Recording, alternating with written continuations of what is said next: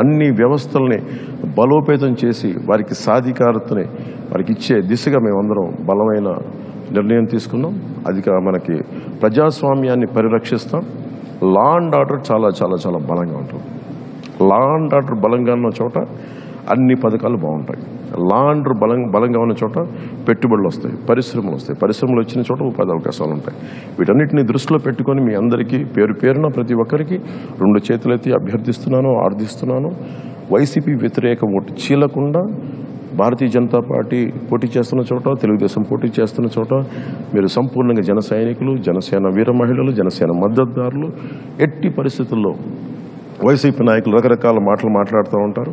మేము గెలిచి మేము జనసేనలోకి వెళ్ళిపోతాం. ఇలాంటి అబద్ధాలను మీరు నమ్ముకుని సంపూర్ణంగా కూటమి అభ్యర్థులకే జనసేన ఓటు సంపూర్ణంగా వారికి మీరు వేయాలని మనస్ఫూర్తిగా కోరుకుంటూ, అలాగే టీడీపీ మద్దతుదారులకి, టీడీపీ నాయకులకి, టీడీపీ కార్యకర్తలకి, భారతీయ జనతా పార్టీ కార్యకర్తలకి, భారతీయ జనతా పార్టీ మద్దతుదారులకి మనందరం ఈసారి మనస్ఫూర్తిగా అందరం ఒకసారి కలిసి ఒకటే చోట, ఒకటే అడుగుతోటి, ఒకటే భావంతో ఆంధ్రప్రదేశ్ని సంరక్షించుకుందాం.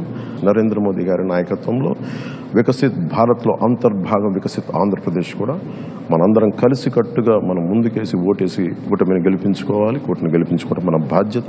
ఇది మన భవిష్యత్తుకి చాలా భరోసా ఇచ్చే ప్రభుత్వం. ఇది మీ అందరికీ తెలియజేసుకుంటాం. ప్రతి ఒక్కరికి పేరున ధన్యవాదాలు తెలియజేసుకుంటూ సెలవు తీసుకున్నాను. జై జనసేన.